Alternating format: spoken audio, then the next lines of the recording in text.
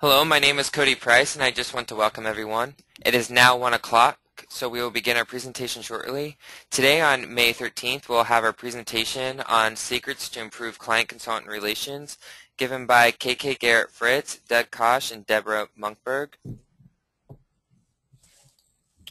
For help during today's webcast, please feel free to type your questions in the chat box found in the webinar toolbar to the right of your screen, or call 1-800-263-6317.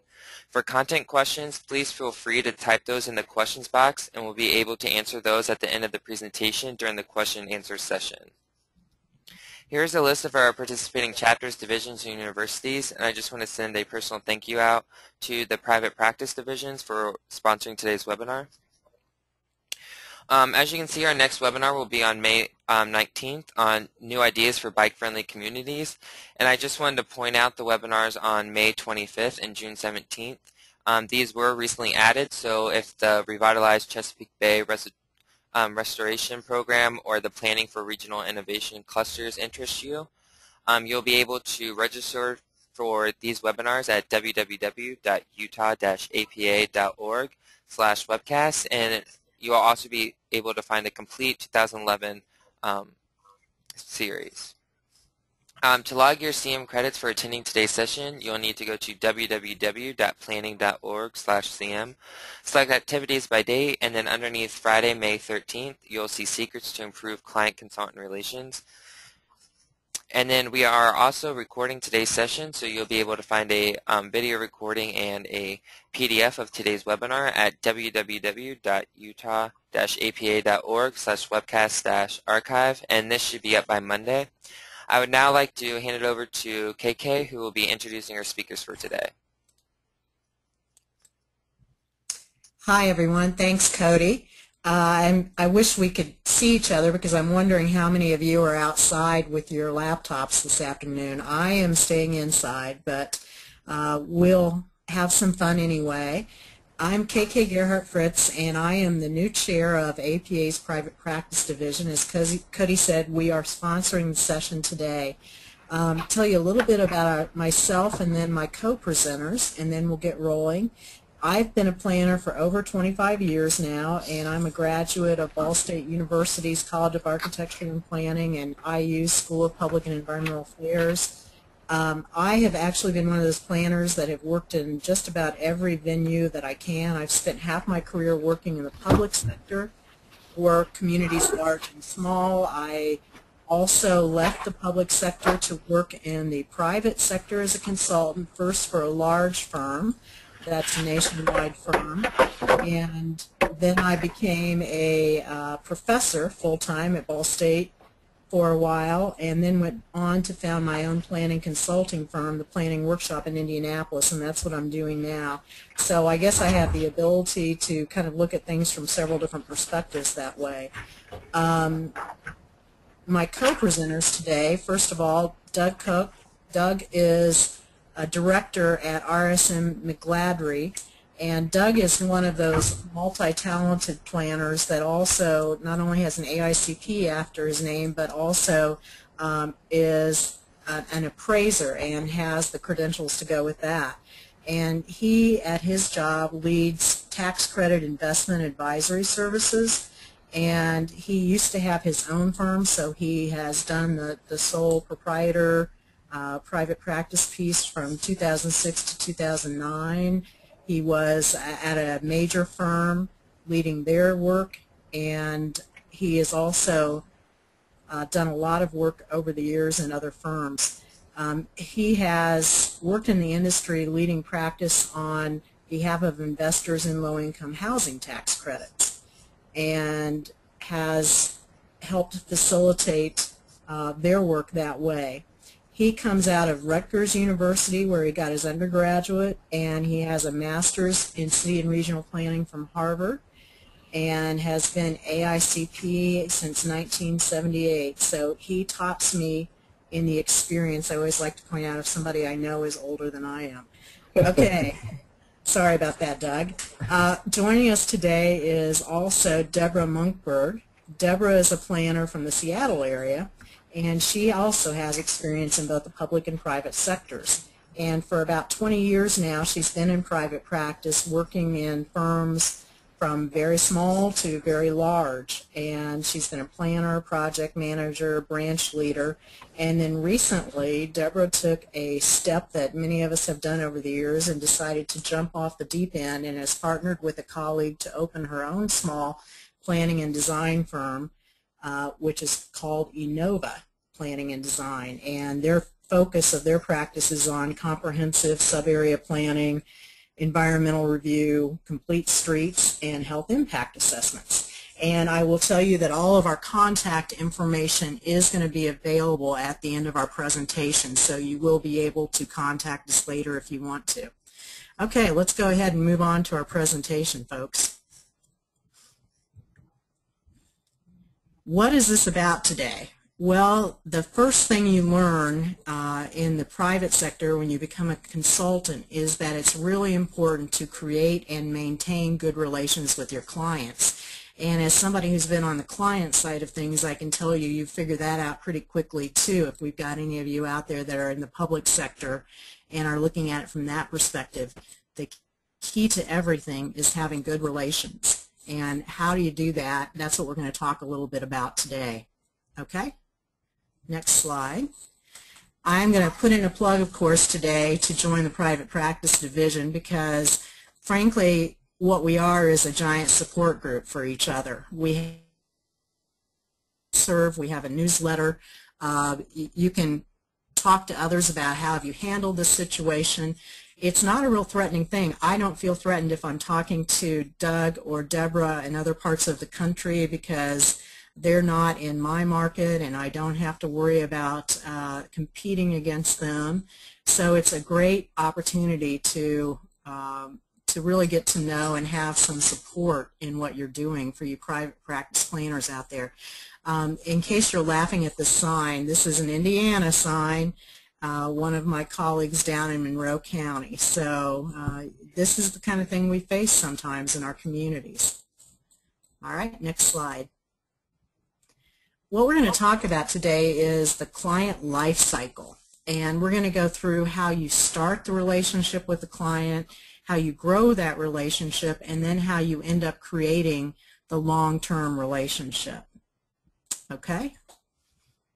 I'm going to start out with how you start that relationship, and one of the first things I heard when I went to work at the large consulting firm that I worked at was the thing that I think probably the rest of you have had drilled into you over the years, and it's something we call the consultant's litany, that your project has to be on time, on budget, and completed to the client's satisfaction. Now, someone actually wrote that, and there is a book that you can go to that has the site down there, but it's something that I think has been preached for much longer than just that 1979 date that's out there. Okay? So let's talk about the client satisfaction. I am one of those people that thinks that you have to begin with the end in mind. What is it that you're trying to get at? What is the end result, the end product? So figure out first what the end product is, and then you write the scope to get yourselves there. And in that scope, you have to figure out what the steps are that you need to take to get there.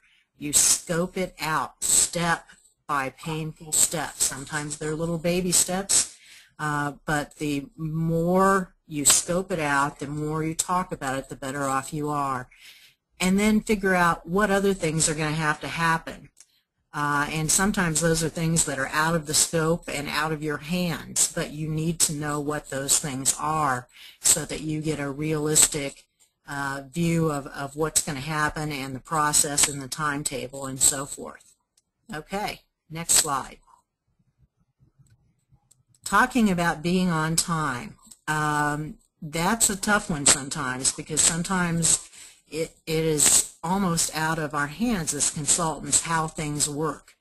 But it's very important to know up front where the possible sticking points might be. So what you do is you actually list out each task that you have in your scope of work and set that to a calendar. And you identify how long that task is going to take, and always overestimate instead of underestimate. Don't promise something that you're not going to be able to deliver on. If you promise the client something and you put a realistic time frame on it and then you're able to deliver it early, that's a great thing. But if you promise them by a certain date and you know you're not going to be able to meet that date and you give it to them late, that's never a good thing. So always, if you have to overestimate instead of underestimate the time it's going to take. And then identify which tasks have to happen before another task can begin. And that connection is very important.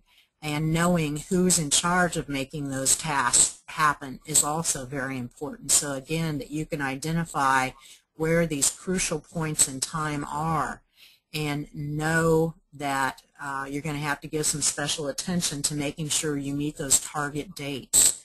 So again, this is an exercise that you should be doing on every project. Okay, next slide. All right, so what happens if you've done this and then you've scoped the project, you've taken all those tasks, those steps, put them on the calendar, and you realize you don't have enough time. You've got it taking 3 years when it needs to happen in 9 months. How do you fix that? Well, go back first of all and see which tasks you can start a little bit sooner. Can you pull them back and start them sooner, and therefore maybe make them finish a little bit sooner? You may have multiple tasks going at once if you do that, but it may be necessary for your timetable. You also need to think about which tasks you have control of. Those are really the ones that you know you're going to be able to tighten up. Again, if it's something that's out of your control, if it's in the client's hand, if it's a public hearing task that has to happen at a certain time because they always meet the 4th Tuesday of the month, that's something that you can't control. So go back, identify the tasks that you control, figure out how you can tighten those up. Make sure that you allow enough time for the public input. And this is one of my little specialty niches in my consulting practice. And this is something that agencies particularly seem to underestimate, how long it takes to really get good, usable, important public input. Make sure that you give people enough notice, make sure that you give them enough time to review documents and so forth. So as you're trying to shorten up some of those tasks, be careful that you don't reduce the amount of time for public comment too much, because it can really sometimes cross the line legally and even ethically if you don't have enough time there for public input. And then make sure that you have some buffer time at the end. Never, ever, ever promise that a project will be adopted by a certain date. What you need to say, and I put this in my contracts, is that when it's actually adopted is up to the client. I don't control whether a plan commission meeting gets canceled because they don't have a quorum. So things like that are beyond your control, don't promise something there by a certain date. Do say, I can have it ready for adoption by this date, but don't say it will be adopted by that date. Okay, on to the next slide. Let's go back and talk about the dollar sign a little bit.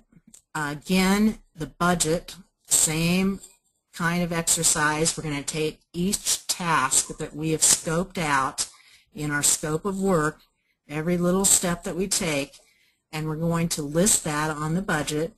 We're going to figure out exactly which person or which category of employee is going to be working on that job, and figure out how much time there is that you're going to schedule, how much time do they need to complete that task. And that is a very important piece of this puzzle, is realistically knowing how much time you're going to spend on something. If you think it's something that should take 2 hours, but in reality it would take 4 hours for the engineers down the hallway to do it, you need to know that now. So you may have to do a little bit of homework to figure this out, but very important that you get it right at the very beginning and that you know the rate that applies to the person who's going to be working on the job, what that hourly rate is. Okay, next slide. This is just a little look at the kind of table you'd be putting together. Most of you probably use something like that. Okay, next slide. We already mentioned then your next step would be assigning the hourly rate for each person. And then here's an important part. Figure the expenses that go with it. Certainly travel is becoming more expensive all the time. Gasoline in Indiana today, I drove past a station and it was $4.19 a gallon. So it's very important that we put realistic expenses in there for our travel, for printing, for all those kinds of things that come up. Those add up very quickly. Make sure that you figure that in. Add it all up, and I often put then a little bit of a wiggle room in that budget, a certain percentage, and sometimes that goes with you know, if I knew, for example, that postage was going to be raising again, if I know that a client tends to want a lot of extra things done, then I will buffer that budget with a contingency amount. Okay, on to the next one. And then you're going to plan how much time is going to be budgeted to complete the task. And you're going to let everyone on your team know you have 4 hours budgeted for this task. Don't make it a mystery. Let them know how much time is expected for their completion. Okay, next slide. So what's the theme we've heard here? You're never going to have enough time or money to spend. One of the reasons that I have my own consulting business is that sometimes I like to keep working on a project even though I have no more budget left. And you can't do that with a large firm, and that's not a realistic attitude. But sometimes there's just a little something extra that I want to do, and if that's how you are, then you need to be willing to do that on your own dime. But you set the standards for what's needed and you follow that scope of work, figure out what's in it, and make sure you have the time and money you need to complete what's in that scope of work. Then you need to make sure that the client understands what kind of changes would become part of contract negotiation. Where are the tasks and expenses in those charts that you've laid out where you think the client might be willing to absorb some changes and where they may not be willing to absorb some changes. You know, for example, if you have the client that is needing to make extra copies because your meetings are drawing more people than they're expecting, that's usually something that a client is going to be willing to pay for, is the extra copies that you have to make so that everybody can see what's being proposed. But if you decide you want to fly to Timbuktu to see an example of a project that might help you on this one, they may not be willing to support that. So figure those things out ahead of time, have an understanding, and then again go back, look at what that end expectation is, and make sure you've got the budget in place both for time and money to do what you need to do to produce that end result the client wants. Okay, next slide. Okay. So that is how we start the relationship, and I am going to pass it off to the next step now, and we're going to find out how to grow that relationship. Okay, thank you very much, KK. This is Deborah Munkberg, and I'm going to share a couple of topics related to communication and then more specifically to scope management. And I wanted to start out with this quote at the top, the headline at the top of this slide, which looks a little negative: how to keep winning the project from being the first step toward losing the client. And the reason I put that there was just a reminder to us as we're starting here that, you know, hiring a service provider, a consultant, as we are, is very different than going out and buying a commodity, like going out and buying a cell phone. You can hold it, you can see it, you understand it, expectations, you know what to expect from it, you've perhaps compared it. It's a very tangible, concrete purchase. Purchasing services are very different, and I think it's a matter of recognizing that the client is taking a leap of faith when they buy the service. They don't necessarily know the outcome, and really our role as a service provider is to establish a good relationship with the client so that they don't feel the need to look in another direction. And I guess I just wanted to compare that to any of the services that any of us acquire, anything from, getting your hair cut to going to the dentist to hiring an accountant to do your taxes. I know that I have often changed service providers for those kinds of services when I haven't been satisfied or they haven't met my expectations. And again, our role is to sort of build that relationship as we're starting out with the client. And then I'm going to talk a little bit about scope management as well. So I wanted to start out by talking about communication and really emphasizing that this is a completely fundamental, essential skill for any successful consultancy practice. And I don't want to sound too melodramatic or too over the top, but I think it is a process that is always has a high potential for mishap and is fraught with peril in terms of making sure that everyone is on the same page always. And I really like that first quote that you see there, which, the problem with communication is the illusion that it has happened. I think that captures the issue in a nutshell.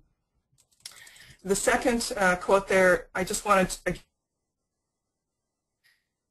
our time is spent in communication, making sure that our client understands our direction, making sure that our project team understands our direction, and that we're all moving forward together. It is a really fundamental key skill, and it's a little bit soft and squishy and sometimes hard to wrap your arms around. But just starting out with a client, I think it's really important to be aware of that need to establish excuse me, good open communications. So getting off to a good start, just a few thoughts. One is to remember, again, that the client has taken a leap of faith with you and to really thank them, for having confidence in you, even though the outcome is uncertain, taking that leap of faith with you. Remind them that you are committed to their success and to request open communication throughout the project. I've consistently sent thank you notes to clients whenever we win a project for the past several years, and have, at the very least, you get just a really nice positive energy at the beginning, and at the most, you get this nice opportunity to kind of start out with open communication and continue that through. Second is to really avoid over-promising what you can do. When we're in the process of trying to win a project, it's very tempting to promise all kinds of new and interesting and exciting parts that you can bring to the project and skills. And as KK was just going through, it's really a matter of fitting all that back into the budget and making sure that you're getting out with a good understanding of what you are doing and what you're not doing so that they are not disappointed and you are meeting their expectations throughout the project.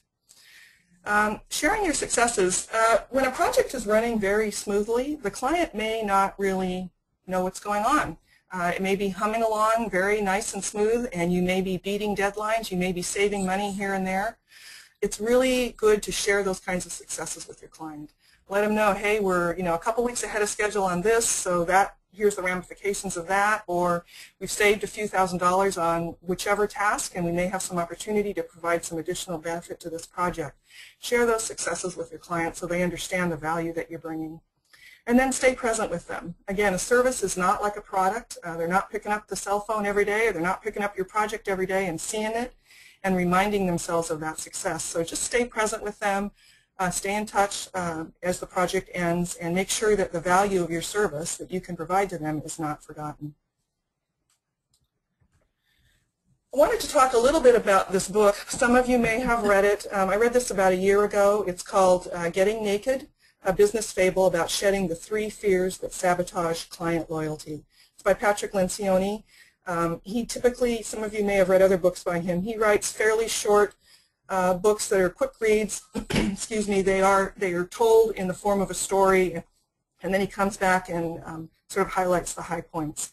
And I'm going to just highlight the high points at this point. His premise is that as a consultant, we need to be completely selfless and focused on our client's success. and that in so doing you get ultimate loyalty from your client. Excuse me.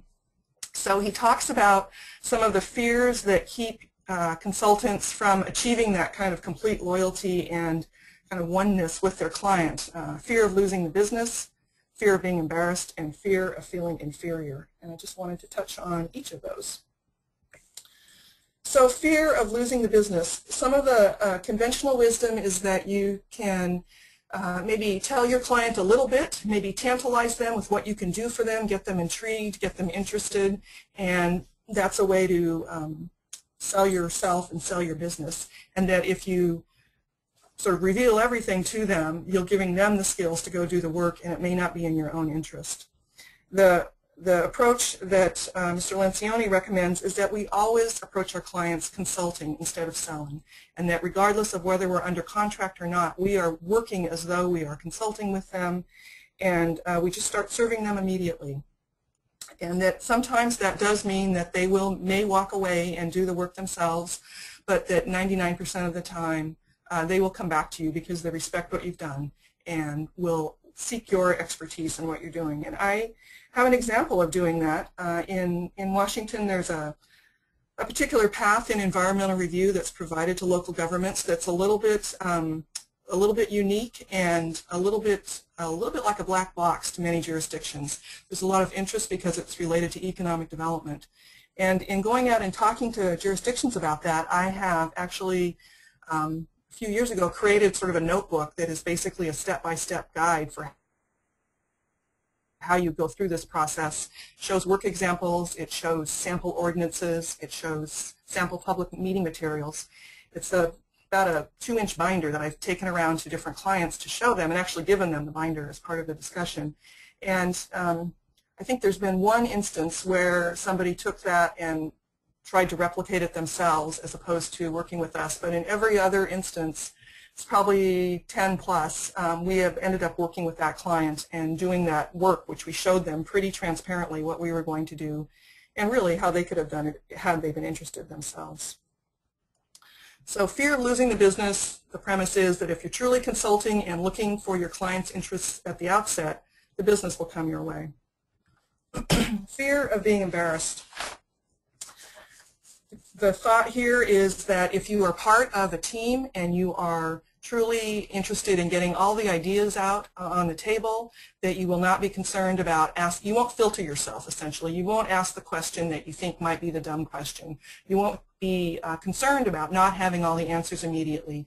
You won't be concerned about throwing out ideas that may not be, in your own head as you're thinking of them. Maybe this isn't the perfect idea. Let me think about it a little bit more. Instead, you'll just kind of get all the ideas out there and let the client and you kind of work on things and do brainstorming together to ultimately get to a better product. So the goal here is to be less concerned about your own sense of sort of personal pride and professional skills and be more concerned about making sure the project is moving forward. And it's a little bit about being vulnerable and willing to kind of go out there on the limb with the client. And then the third item is the fear of feeling inferior. And here the concept again is, I'm guessing that many of us as consultants have had the experience of standing up in front of a city council or a public meeting and really kind of providing the cover, taking the bullet for the client, and doing that in a way that is graceful for the client and is dignified and is responsive to the situation, acknowledging mistakes if mistakes were occurred, and sort of taking the brunt of the feedback in that situation, as well as being willing to kind of do the full range of the work. In a public meeting, there's everything from big picture concept of what are we trying to achieve, how are we going to do that, what's the format, how are we going to address questions, all the way down to are the chairs set up correctly and who got the coffee and the cookies to make sure people feel welcome. And as a consultant, if you're really interested in, as part of the team, making sure that the project is successful, we can operate up and down that entire scale of services, making sure that the project is successful is the bottom line. So those are kind of the three key points that he addresses, and the objective here is to have I think, an honest and human relationship with your client so that they see you as a trusted member of your team and not an outsider looking in, and that by taking the risk of losing the business by sharing with them everything that you can provide to the project, or perhaps sharing with them bad news or sharing some challenge that you see with the project that they may not see, by being willing to go out on a limb and suggest ideas or acknowledge things that you don't quite understand, and you may find out that the client doesn't either, or by being willing to kind of be their shield and be their cover for them. Those are all ways that the client can see that you are part of their team and very loyal to their team. So those are kinds of sort of 3 areas of communication that I wanted to touch on. And then I wanted to talk a little bit about scope creep. And I have a colleague who says that he loves scope creep because it's a demonstration that the client likes the work that you're doing and wants more from you. And I think to some extent that's true. And the issue is not that your scope is getting bigger. The issue here really is expansion of the scope without any real management or a tie back into your budget and your schedule. Scope creep, when it happens in an unmanaged way, is really a major reason why projects fail, and in feedback I've heard from clients, a major reason why they've had issues with consultants.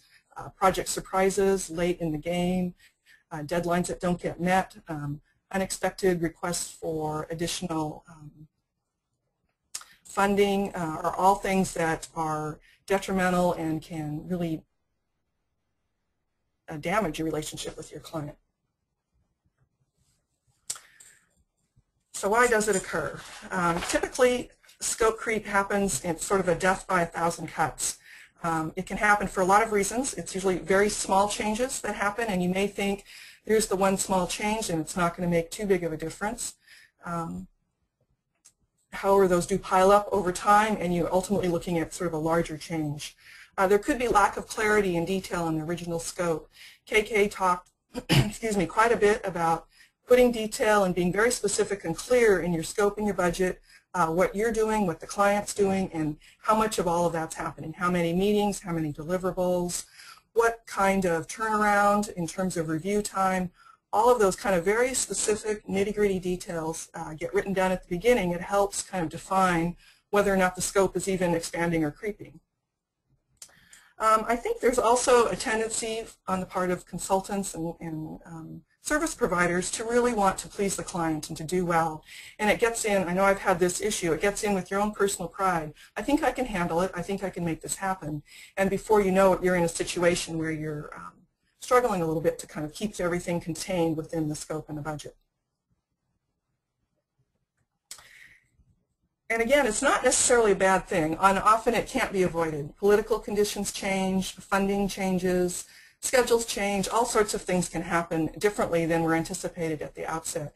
And the idea here is not to become very rigid with your scope or not allow any change. It's really to be aware of it and provide for adaptive management for scopes. So how do you control it?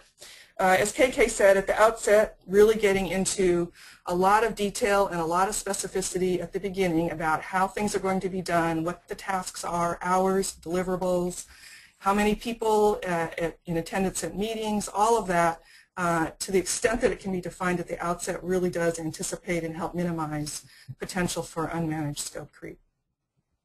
Assess the impact. Keep your head up as project manager. It's really your job to kind of be sort of scanning the horizon out into the future and really keeping your head up as to what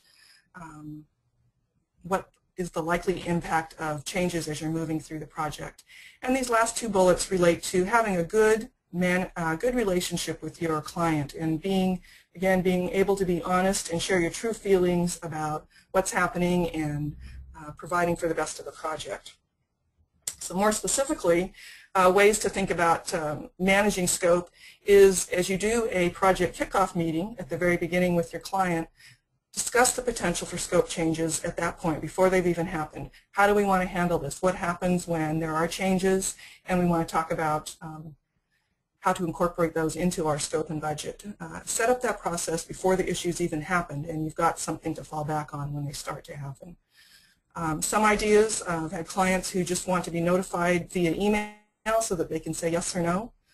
For a particularly large project where we had a lot of flexibility between tasks, we set up this out-of-scope log where we defined what the out-of-scope task was, why it was needed, and what the hours were required. We kept that log. It got signed off by the consultant PM and by the client PM, and we kept a running tally of what those items were so that when we got to the end, if we needed to augment, we had a very clear track record of where we were and what had happened, and the client was able to surprise me. And again, the project manager, at times, especially in larger firms, there's a lot of people in and out of projects. The project manager should always be involved and aware of changes to their scope and budget. And then with this last slide, I just wanted to touch on some sort of concepts related to problem solving. And there's three here. The first is the Godzilla principle. And that is, again, as a project manager, kind of keeping your head up and seeing the little baby monsters, the little baby lizards out there that you can handle easily at the outset, and without waiting until they become the giant monster that's kind of tromping around and stomping on your project. The second is the triple constraints, and that's thinking about, does this problem, does it impact the quality of my work, does it impact the schedule that I'm operating under, or does it impact the overall cost of this project? And if it doesn't affect any of those three, it may not be a problem for your project. It may be some other kind of irritation or issue that you can deal with, but from a project perspective, you may be fine. And then the last is pop-up principle. So the concept here, it's also kind of think of it as the whack-a-mole principle. As you adjust or make changes, what unintended consequences might pop up, something like that. So for example, I started a project last year, right about November, and we had a deadline to get something adopted this fall. Because it was November and the holidays were upon us, we decided to push out the public outreach and public involvement that needed to kick off the project until January, and really needed to think through in a lot of detail what kind of impact that had for the local jurisdiction that was trying to hit a particular deadline in the fall and sort of capture that. Similarly, another project, we had a transportation analysis that ended up taking an extra 4 weeks or so to get complete. And that was fine, except that it had some ramifications for the air quality analysis that needed to be based on that data. So just kind of thinking through those interconnections and relationships to make sure you've addressed unintended consequences as you move forward. So that's kind of a quick overview. I think at this point we're going to move to the third leg of the stool, which is creating a long-term relationship with Doug. Thank you, Deb. Okay, if we can go to the next slide. And the next slide. All right, so you see up there the bullet point says the customer is always right. Well, how can that be true? It's actually something I learned very early in my life. My dad was an electrician, and sometime around the age of 5, he used to wake us up early on Saturday mornings and drag us along on his jobs. And we very early on recognized that it was a tremendous opportunity, not only to earn a few bucks, but to learn how the world works. My father was an electrician, and one of the first things, the first jobs I went on with him, he was spending some time with a customer who wanted to put a light in their room. They had to get the wire from the wall up to the ceiling. The entire wall was cement. How do you do that? And the customer kept saying, just string a wire and tape it to the wall. Well, my dad would say, you can't do that. You have to put wire mold, or you have to put it in a pipe. Otherwise, you may fray the wire and the house may burn down. Well, I've actually seen situations where my father had to face this a couple of times, and one customer kept saying, no, no, no, do it the less expensive way. We're not going to pay more. And my father would leave. Doug. Yes. I'm having someone ask me if you could speak up just a little bit more. Okay. Thank you. I just turned the sound up. Is that better? Yeah, I Okay. think that sounds better. So the customer kept insisting that, no, we're not going to spend the money for the pipe. So my father said, okay, you're right. I'm wrong. I'm not going to do the work for you. And we moved on. And there have been other situations where my father was able to convert the customer and make them understand that we really don't want to burn your house down, so we're going to have to spend a little more money and do it the right way. So how do you really discern when what the customer needs? Really need to listen. Listen closely. We're trying to build a long-term relationship here. We really have to make them understand that we want to hear their needs, first of all, and then secondly, really understand the problem. Next Doug, slide, please. Yes. still having some problems out here. If you could maybe get a little closer to the speaker and max your sound out. Okay. Next. All right. Okay, let's try that. Thank you. Okay, we mentioned a couple of times, Deb and KK mentioned the idea of defining the scope of work, defining a problem. This is the situation where the client really knows better. You come into a situation, you don't really know what the problem is. So you have to listen and ask questions and really pry. The next step is you really get the client to accept the challenge of defining the problem clearly, and then your job is to define what your role is and to come up with a solution. It's a very distinct step. You just don't jump to an assumption that we all agree with the problem. As a point presented as we have a development, a block in a community with a wide variety of non-conforming uses developed, altered, and adaptively used over the years. So maybe what we define here is a non-conforming use problem. Perhaps we need to rezone or think how the community wants to consider the land development patterns. Or maybe they are simply non-conforming relative to the logical evolution of the pattern of revitalization in that community, and maybe only non-conforming in the context of the older zoning code. Next slide, please.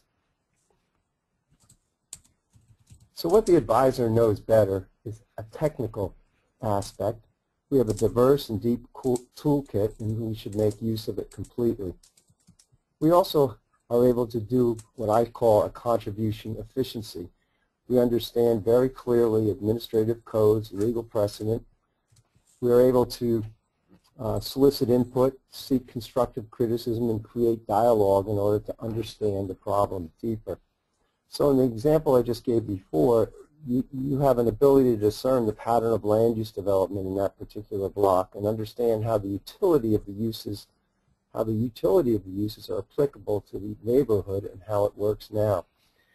We can sometimes do this sort of analysis quicker because of our own experience. That's our contribution efficiency, in the sense that we've been to a number of communities. We might have seen 37 other blocks like this, and although we won't be prejudiced or think immediately that we know what the situation is, in some cases we can apply our toolkit in a lot more selective and efficient manner. But we still need to listen. Our training and citizen participation is for a reason. Fairly representative dialogue can bring out optimum perspectives. Next slide, please. So to repeat, the customer is always right. The advisor has a better sense of what the comprehensive nature of the problem is. Very often there's an overlap with other client issues or solutions and impact with the larger system, so you can't suggest a single solution that then creates another problem. In some cases, we're alone in this perspective, especially if you're dealing, in my instance, the example I gave, where you're talking about a single block within the context of a neighborhood and a larger community. We also have to be cost efficient. Recall what Deb and KK also spoke about, that there's never enough time or dollars. However, we have to balance the benefit, the dollar benefit, with the solution options, and we never assume that the rules, that the dollars rule the client's perspective completely. Very often, especially as private as consultants, we can get into situations where we actually create a phasing situation. So if we have bid on an assignment and we've got a certain scope with a certain fee, and we see that the scope and fee the scope may be expanding, perhaps what we will do is propose a phase situation so the client doesn't have to bite out as much all in one time. Next slide, please. So in this slide, you see what the advisor should know better.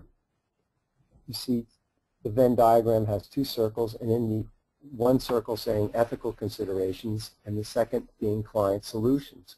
If you think about my wire mold example where the client wanted to just put bare wire on the walls, that would kind of fall in the right side of the client solution bubble and would not be the intersecting part of the Venn diagram where ethical considerations jive with the client solutions. I've never had to make a hard decision on ethics alone, however. The right business decision is always the place where solutions and ethics intersect. If you're entirely in the red, you are spinning your wheels on pie-in-the-sky type considerations. And if you're entirely in the blue, you are confronted with implementation and probably buy-in problems later on. Next slide, please.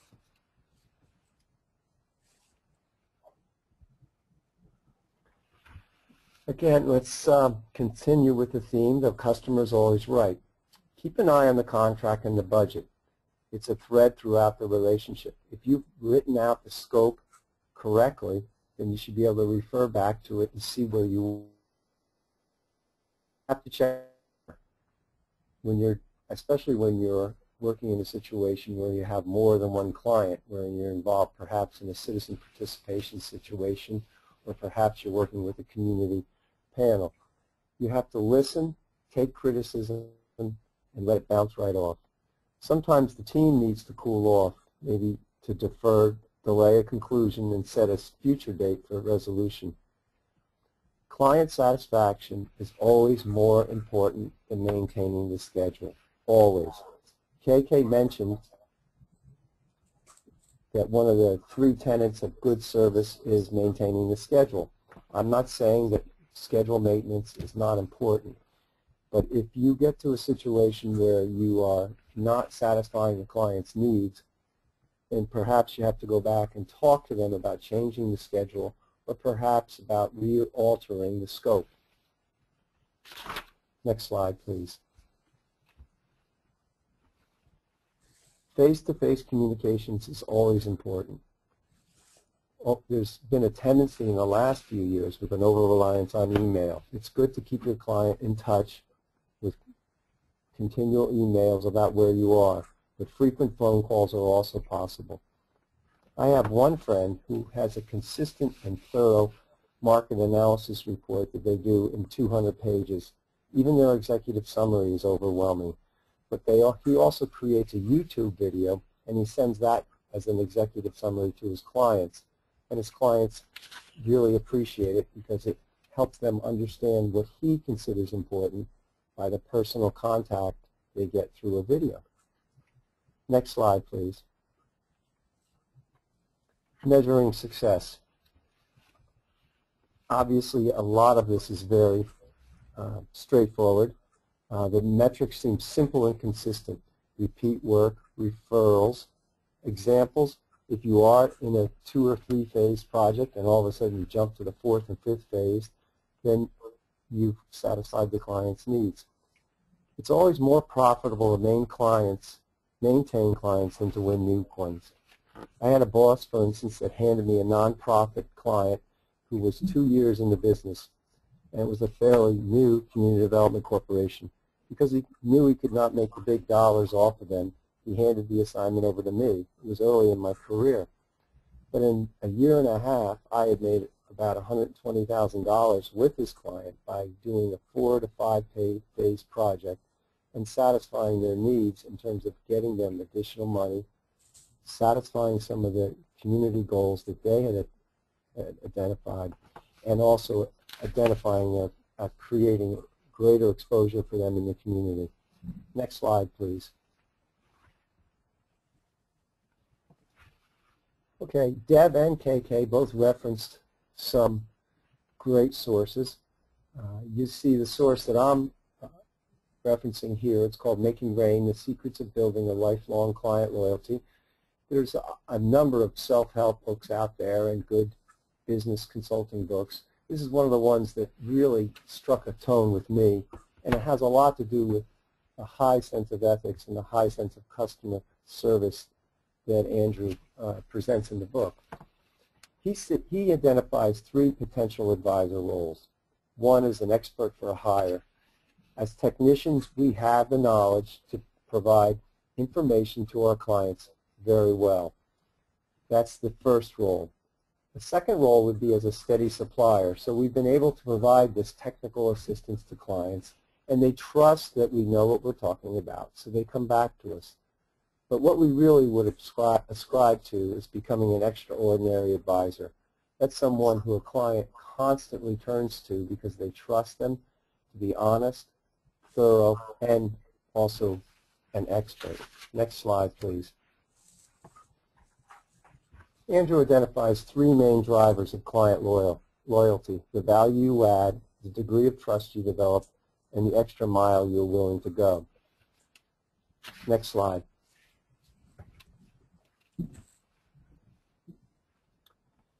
He identifies 7 attributes that differentiate the extraordinary advisor from the expert for hire or the steady supplier. 1 is selfless independence. Obviously, this means an unbiased perspective. You bring your technical know-how, but you also bring a sense that you know what the difference is between right and wrong. When confronted with ethical considerations or with conflicts, you always fall on the right side. The second aspect is empathy. Really being able to discern what your client's needs are, again, by those 3 L's, listening, listening, listening, and also turning it back to your client and making them feel that you know how they feel. The third thing is obviously a knowledge, a depth of knowledge and the breadth of knowledge. He calls it the deep generalist or the Chicago snowstorm test. If you can just picture for a moment that you're on a cross-country trip with a client and you get abandoned at O'Hare Airport, which happens to a lot of us in the winter, and your plane is delayed for 4 to 6 hours, how can you spend time with that client? Will you be able to not just entertain them, but enjoy your time with that client? It's obviously having not only an understanding of your area of interest or your specialty, but also being able to have a larger world knowledge. Next slide, please. The fourth aspect is synthesis or big picture thinking. It's exactly what it says. In the example I gave you before about the block and that has an evolving land use pattern, the thought is that you just don't think about that block, but maybe you think about the contiguous blocks. If the land uses are changing in that one particular block, how is it affecting the other blocks? Maybe your block is becoming the commercial center over a evolving period of time. The fifth thing that Andrew talks about is judgment. Being able to actually judge what is right and wrong and assist the client in making decisions. The sixth thing, conviction, goes hand in hand with judgment. The conviction has to be not only born of a technical expertise, but also of a strong ethical consideration and a strong understanding of what is right in that larger context. He emphasizes that integrity builds trust, a continual, strong relationship with a client where you are honest with them in all aspects of not only administering the engagement and the assignment, but of also how you're delivering services, really creates a situation where the client trusts you now and will continue to hire you and build a long-term relationship. Next slide.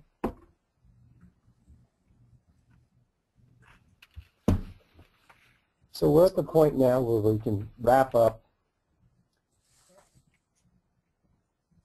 our 3 presentations and begin to think about taking questions.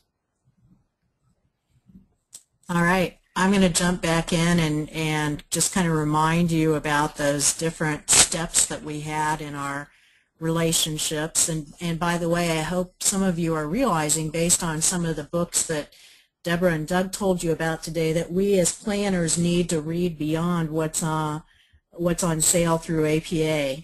There's a lot we can learn from the business world. So I think we all need to keep up on those practices too. But again, the 3 steps in that client-consultant relationship we talked about, first of all, is starting the relationship, trying to maintain and create a good relation with clients. And I will tell you from my perspective, and I think Deborah and Doug share these, the best client is a repeat client. If you do a good job, if you make your client happy, if you get to the end goal that they have set, then it's wonderful to have them come back to you for more work. It takes a lot less marketing. You already know each other. You know what the expectations are. So starting that relationship and keeping it up is so important. Starting that relationship, we talked about planning with having a very good scope, budget, and schedule, and learning to maintain that relationship. Okay, next slide. And then Deborah talked about the client life cycle. You might remember this because she mentioned getting naked. Some of you who were napping might have woke up at that point. But she talked a lot about how you administer a really good project and how you avoid losing the client. She talked about scope creep and some of those kind of dangers that pop up. And then Doug wrapped up by telling us about the last step in that 3-part cycle. And that's assuring client loyalty and repeat work again. That's so important. And his themes were that the customer is always right and that we want to strive to become the extraordinary advisor. That's the role that we want as a consultant. Okay, next slide. We are ready for some questions. And I've got a couple that have come in. Let me throw the first one out, Deborah and Doug. The first question we got was, in my experience working in the public sector, it seems many consultants are extremely gung-ho, trying to get a job, but that the excitement then tapers off throughout the project for whatever reason. What are the most common criticisms you hear from your public sector clients? Is that something that you've experienced, I guess, would be, you know, first of all, can any of us admit to being really gung-ho on a project and then having that excitement taper off? And is that something you've heard from your clients before? And how do you deal with that? Deborah or Doug? I mean, I'll jump in and I'll say I have had projects that I was very excited about. And then once I got involved in them, you know, met some kind of difficult politician or, you know, something like that that just kind of sucked the fun out of it. So we as consultants are human. Sometimes a project that we think is going to be a great project has more thorns than we anticipated. And we may not be showing up at a meeting going yay rah, yay rah. And if we are that transparent, shame on us. What we ought to be doing is, again, it's not all about us. We ought to be thinking about how this impacts the client and how we can keep them excited about it. When I do plan commission training, I tell the plan commissions I work with that their role is to go out and be a cheerleader or a missionary in their community about planning. And that's really kind of a role that a consultant has too when it relates to the project. It's up to us to help keep that enthusiasm going. And so we need to monitor ourselves and make sure that that's not waning. Doug, Deborah, you have any comments on that? Yeah, I could just jump in and say that one of the things that drives my own enthusiasm for projects, and I guess I'll maybe step back one step further and say that as a consultant, I don't really want to go after any project unless I feel like I'm excited about it and have something to offer and can bring a lot of enthusiasm and energy, because I think that is part of our role. What dampens that sometimes for me is the relationship and the roles between the consultant and the client. And there are times when you're really working in partnership with your client and you're kind of both generating ideas and you're both kind of in sync and moving it forward. And then there are other times when perhaps the client just needs you as a technician. I just need you to do XYZ analysis. And I think for me anyway, that becomes more of a mechanical exercise, and you do the best you can with the technical work and get them high quality work. But that ability to sustain a lot of excitement about what kind of contribution the project is going to make to the community is less. And I feel in those cases it's a little bit more of a commodity and less of a real consulting relationship and service. And that for me is the difference in terms of the level of energy that comes into a project.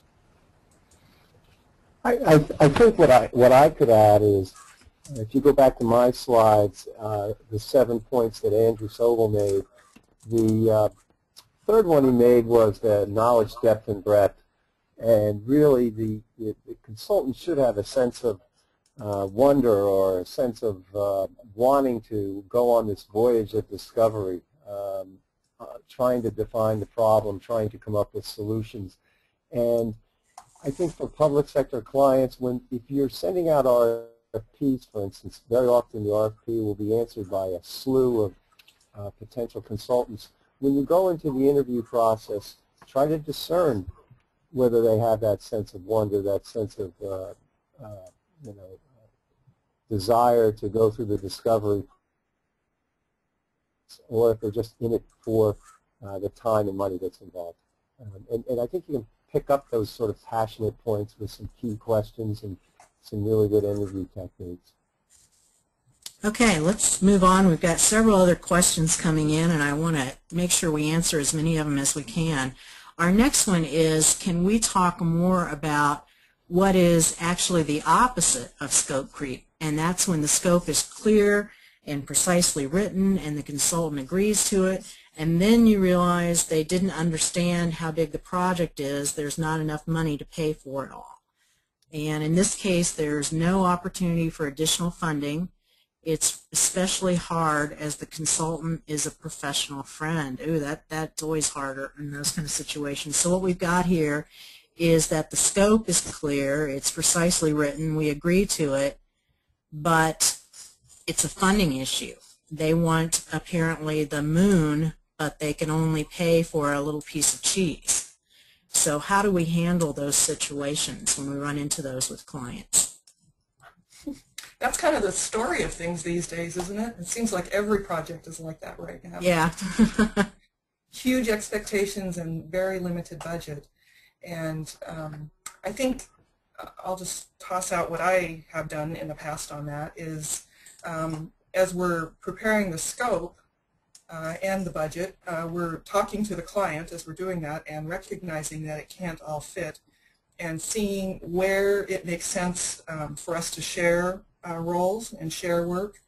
So perhaps the client takes over one big piece of the project, like the public outreach, or they do all the printing work, or whatever makes the most sense for the project. In some cases, I've given clients a template for the document, for example, and some examples, and said, here you go. We'll go ahead and kind of get it into first cut shape for you, and then the city can finish it out. But I think, again, it gets back to having that relationship. I agree that it's tougher when it's a personal friend as well, but to be able to trust yourself and your client enough to be honest with them and to think about the overall success that you want the project to be and the overall benefit to the project that having this conversation early on will bear for you. Yeah, and any of you that are in the public sector out there, when you have a client who asks you what is the budget for this project, it's often so we can help you tailor realistically what you can get for that. It's not that we're after every penny, but it's so that we can put a scope together that actually matches what you can realistically do. So try to work with us on that, if you would. Okay, let's tackle another question, guys. We hired a team to assist us, and this is somebody from the local government agency, with a code project. One part of the team was outstanding. 2 other parts of the team were weak. The principal firm was okay. So we had a team that had 1 outstanding firm, 2 weak firms, and the main firm that was simply okay. And this person wants to know, should we tell them our honest thoughts, obviously, politely, and professionally? And I'll start off by saying yes, we always want to know that. Even if I'm the one that's not getting the outstanding rating, I still want to know what it was that went wrong, so I can try to fix that, what that perception is. And also, if it's somebody that I'm putting on my team that I think is doing things well but is really not having good interactions with the client, I'll certainly want to know that too. Doug, Deborah, any thoughts on that one? I would just ditto that, and also say that feedback of whether you're doing poorly or well, it'd be great if it could come in real time as things are happening, because you can sometimes adjust and make things better as you move forward. Agreed. Okay, good. Well, let's see what some other questions are that we've got here. Okay, is it appropriate for a consultant to ask for a recommendation on a project that has just started or still in process? So, you know, I've just started work. I haven't completed anything yet, but I'm working along and I've got a chance to go after another project. Can I ask that client for a recommendation? And this is a question coming from a public sector employee who said that started getting calls from their consultant for recommendations, and they thought that maybe it was that they were busy looking for more work and not necessarily focusing on their project, is kind of how it came across. Doug, Deborah, what do you think about that? I think communication. I think you just tell your consultant that you got this phone call, and you try to discern you know, what's up. I think you be frank about it if that's the way you feel. I don't have a problem with perhaps I would always ask a client before I would ask for a reference, first of all, so you wouldn't get shocked by a phone call from another potential customer. Yeah, I agree. It's a little unusual to ask at the beginning of a project, but definitely it's a courtesy to call them, and it's definitely worth a follow-up question if it makes you uncomfortable. Okay, and now this is an interesting one. We talked a lot in our presentation about the importance of scoping out front, and I've got someone who says that they work on smaller projects for a number of clients, and they mostly are just somebody picking up the phone and saying, please come in and fix this, and it's something that has a real quick turnaround, like a week or so, so they call this consultant and say, can you come in and fix this by next week? And normally that consultant does not scope out the project, but says that the projects do tend to pile up and wonders if scoping would help. Interesting. Any thoughts on that? I was working at one point with a jurisdiction where we were doing something similar to that. It was sort of a lot of short-term tasks, and we developed a kind of a letter agreement that just sort of laid out, you know, for those quick turnarounds. Here's what we think this is going to cost. Here's what we're assuming, and here's, you know, the hours that we're anticipating. Recognizing that, you know, you don't want to necessarily develop a full-on hardcore scope, but at least have something down so that you can track what's going on.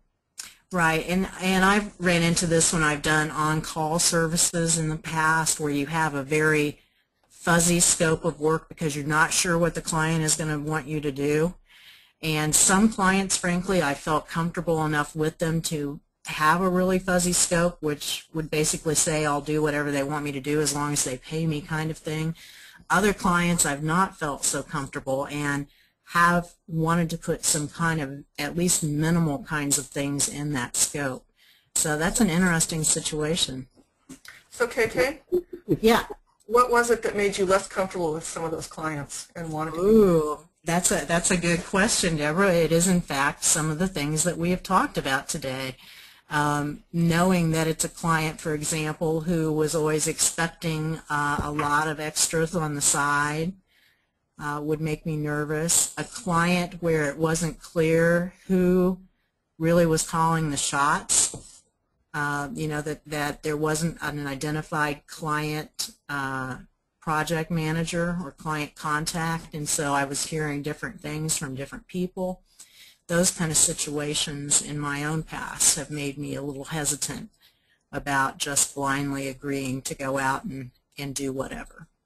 Mm-hmm. Thanks. All right, we've got another one. Can I just add Sure, one last thing? I think, as my presentation emphasized, as a consultant, we always have the right to say no. Mm-hmm. So if you're uncomfortable, the consultant should be saying no. Yeah, and it's hard to do in these economic times. I have in the past occasionally said, no, I don't want to be part of that team, or no, I really don't feel comfortable working for that client.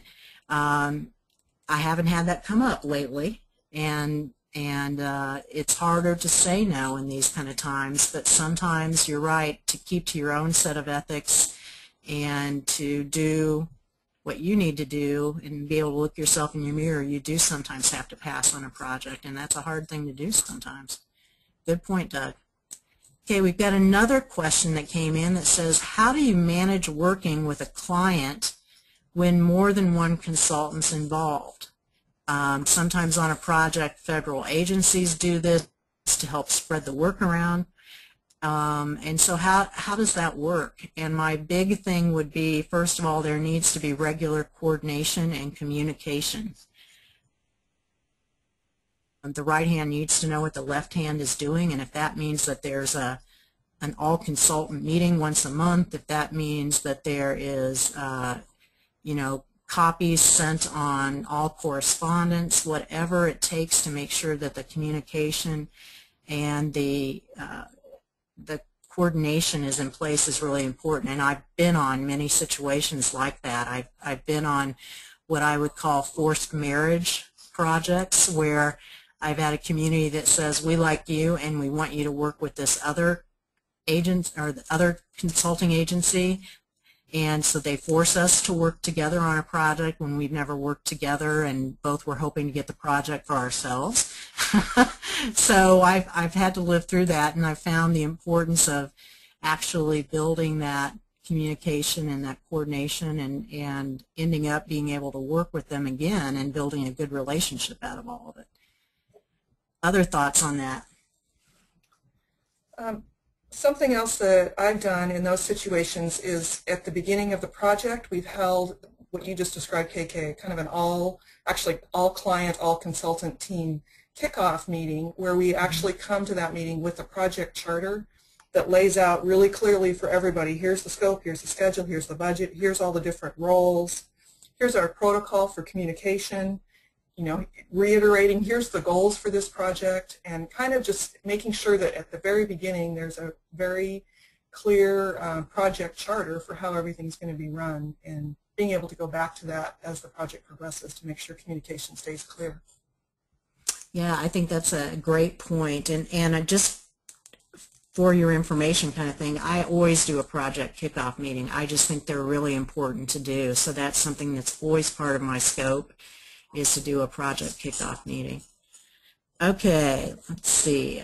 I've got, why don't we go down? I don't have any questions coming in right now. Let's look at those scenarios. Deborah, if you could go down a couple more slides. We'll go back to our contact information. Doug and Deborah and I put together some time ago some scenarios, and I think we've got time to maybe run through this. Let's say that we are starting to establish this positive relationship with our client. We've completed several small tasks, you know, that we've identified in our scope of work, and the client says, hey, why don't you come in and interview for some future on-call work, which may or may not be released for others to do the same. So you're excited about that opportunity. You come in ready to share your capabilities, And then what happens? The client shows up late, they're not organized, they spend time describing all their conflicts that they have and the challenges, they're arguing about what they need and what their priorities are. Before you get a chance to say much, suddenly the meeting's over. The client doesn't have any more time that day.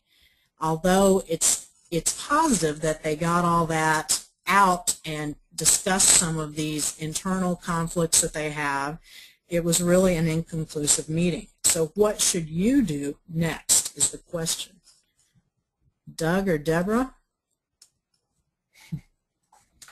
Well, this actually happened to me, and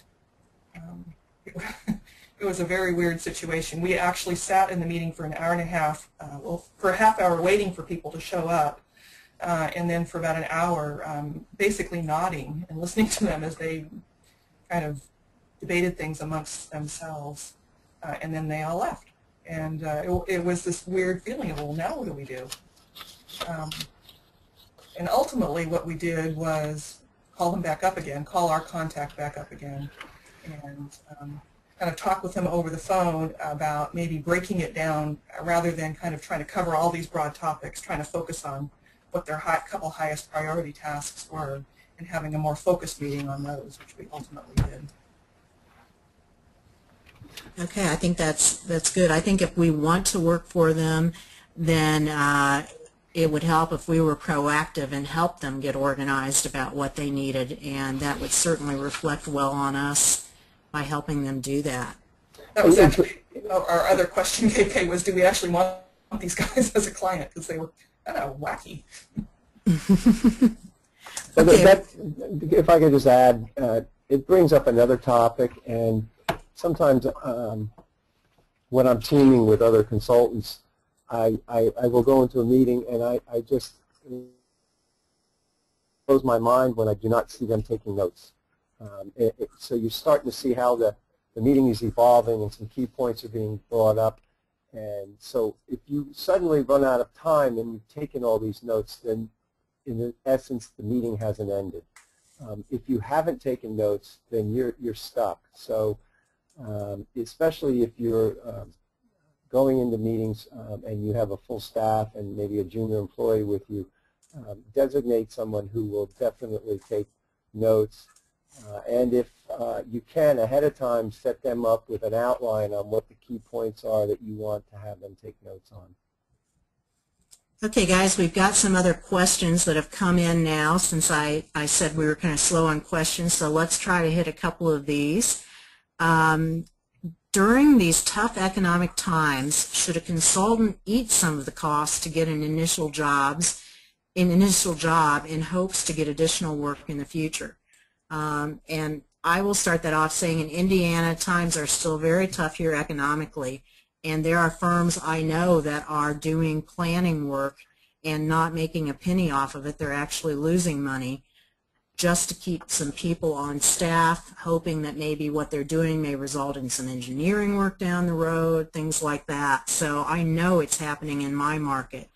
I'm a one-person firm. I have done that myself, where I have eaten some of the costs in order to make sure my client was really happy, and kind of gone the extra mile sometimes to make them happy so that they would want to hire me again. And I have done that, and that's a freedom when you work for yourself that you can sometimes exercise. It doesn't help pay the bills immediately, but it may pay off in the long run. Another thought. What's your philosophy? Another thought is the term loss leader, which sometimes loss seems to get emphasized. You can identify it as a strategic leader, take it on. Another technique, and this sounds deceptive, but it's not. I call it the Trojan horse technique. You've wanted to work for that client for years. Once you get inside, if you're good and you provide good customer service, then you may get the next assignment. You may be able to write the next RFP, in fact. So again, be strategic about it. It's not just in tough times, it's in good times too. It's the clients you want to work with that perhaps you might give a discount to. I'm involved in a situation like that right now. It doesn't matter if you're a one-person firm or a 1,000-person firm. You can be very strategic about that. Okay, here's another one that should be fairly quick and easy to answer, which is, how important is it for consultants to retain professional liability insurance even if construction is not involved, and how is it best to negotiate ownership of documents? I will start off and say that I do have professional liability insurance, and I have it because I often work as a sub to larger firms that require it. I have never had any of my public agencies require it. It's only been the larger architecture and engineering firms that have required me to have it.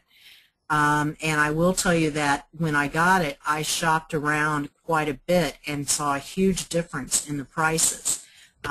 So make sure if you're going to do that, that you do some shopping around. Doug, Deborah? I can echo that and say that in Washington it's typically required by the local jurisdiction, so even for straight planning projects.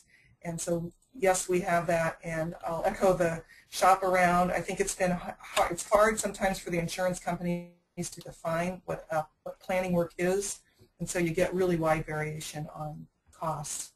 And I just wanted to touch on the document question. In my perspective, it's always the client's document, regardless. Okay, and let's see, there was another piece of that question we didn't get to, which was, how is it best to negotiate ownership of documents? And I'm not sure I'm quite understanding that. When I do something for a client, it is always very clear in my contract that that work belongs to that client. That's part of what they're paying for, is to get that. And they have the right to take it, put it on, reproduce it. I give them electronic files, whatever they want to do with it. It's their work that I'm producing for them under contract, and I'm not sure if that's what we're talking about. Yeah, and I think an extension of that that connects to the liability issue also is the client owns the document, but they are restricted in extending the use of that document to other entities, so that you don't have other quote-unquote clients relying on your document and you did not have a contract with them. In other words, your scope of work and their expectations were not given directly to you. So I would want to limit how they extend the use of those documents. But the other thing is the client always owns the deliverables, but we always own our work papers. So they don't have the rights to our software. They don't have the rights to see our work papers in all instances. That's a distinction that has to be made again in connection with that liability issue. Okay, good. I've got someone here who says that they are consider themselves a technical consultant. They prepare mailing lists and notices for applicants that want approval of land use petitions, and wondered if we have any suggestions for them about how to promote their consulting business. Should they look at newsletters, blanket emails, web pages, etc.? Deborah, you might be good at addressing this because I know you just stepped out on your own. What kinds of things are you doing to market your new firm? Well, the things that we're doing right now, more than we're mostly public sector as primarily our clients, but rather than going to the public sectors, we're actually talking to other consultants, looking at other firms and finding out a lot more about the kind of services that they provide and what their needs are. And I have found for our work that that's been a really successful avenue into new client relationships, because everyone has different relationships all over kind of the avenue here, and you can, by connecting with your professional peers, you can sort of get an entree into meeting other clients and expanding your own relationships as well. Okay, I would say take advantage of social media. It it's cheap. I am jumping off on the Facebook end right now. If anybody feels the need to friend me on Facebook, I haven't done it for my firm yet, but doing it personally, and I think I will end up doing it for my firm. I don't have, as a sole proprietor, a lot of money to spend on big ads and things like that, so I rely a lot on networking, you know, going to the conference, meeting people, those kind of things that are very important. Okay, we've got some other questions here. One says, we have consultants that respond to an RFP that has multiple components by choosing some components and assigning other components to a contractor. That was after we held an open meeting to discuss the RFP and answer questions from bidders. No bidders indicated that the funding was insufficient. Can you comment on the one or two firms who responded to the RFP in this way? And they went on to say that those two firms did not get the job. So what they're saying is that an RFP came out, there were multiple pieces, and they had some people that responded to only certain pieces, not the whole thing. Have we done that? Is that something that's kosher to do? Doug or Deborah? Yeah, well, to start off the conversation, I've been doing this for 30 years, and I've never had expertise in every aspect of the business, so often I collaborate. And if the person writing the RFP did not expressly forbid subcontracting, then I think that's very kosher to do that. I think you just look at the subcontractor as another provider and make sure that they can provide the service and have that experience in that particular component. So I wasn't sure if the question was they were non-responsive to certain pieces of it, or if that what Doug just described, if it's a multidisciplinary team, which is absolutely appropriate. I would say if they're non-responsive to certain pieces of it, and assuming it's going to then to me that's a non-responsive proposal, and it's legitimate to set it aside. Absolutely. Yeah. Yeah. Okay, good. Let me see if we've got any new questions that have come in here.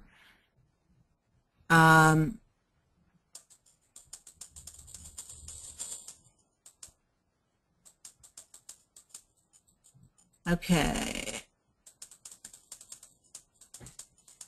Your questions are coming in faster than I can handle them, hardly, almost. That's a good thing. Okay, we've got one from someone who says that they are currently on assignment, and part of what happens is the client calls a meeting and then another meeting and then another meeting that they're required to attend, and that these meetings have so much talking going on that they're not productive, they're very time consuming. Apparently it's the client that facilitates these meetings. How can you tell your client that it's just not working? That's a good question. So the client themselves are not doing a good job. They've hired you as a consultant. How do you tell them they're not really, whatever they're doing, whether it's their meetings or something else, is just not working out? Any experience with that, Doug or Deborah?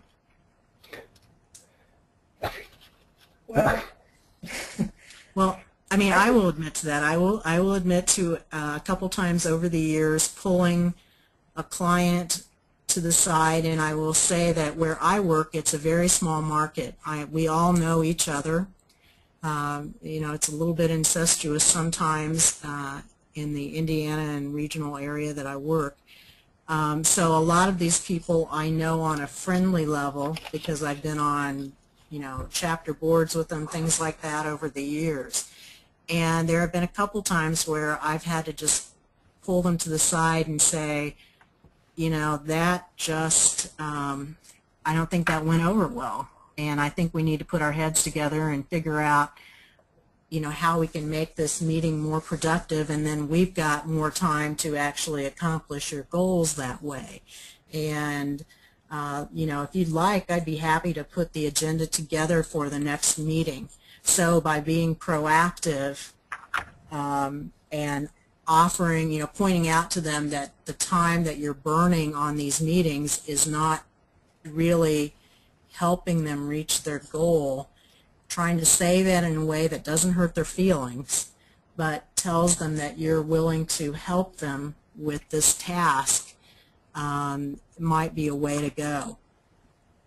Doug or Deborah, have you ever been in that situation where agenda control? Yeah. Yeah, I think it's absolutely the That's it. okay. Okay.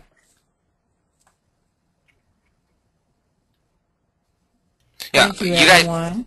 If you wanted to finish that question, you can. I can just wait until you're done. I just was going to tag on to that and just say I think it's a matter of being providing the kind truth and the constructive solution as part of that. I think then you're really doing your job as a consultant. And to me, that's almost an essential piece of your job. Okay. Well, with that, I just want to thank you guys for giving today's presentation. And for those of you that are still in attendance, I would just go over some quick reminders. To log your CM credits for attending today's session, please go to www.planning.org/CM. Select activities by date, and then underneath today's date is underneath May 13th, you'll see Secrets to Improve Client Consultant Relations. And then, like I said before, we are recording today's session, and so you'll be able to find a video recording and a PDF of today's webinar at www.utah-apa.org/webcast-archive, and this should be up by Monday. And another thing, when I mentioned the upcoming webinar on June 17th, the link for this is for June 10th, so this will be fixed and should be changed over the weekend. So if you want to be registering for June 17th, please hold out until over the weekend to make sure that you are registering for the correct webinar. And with this, I would now like to conclude today's session. Thank you. Thank you. Thank you.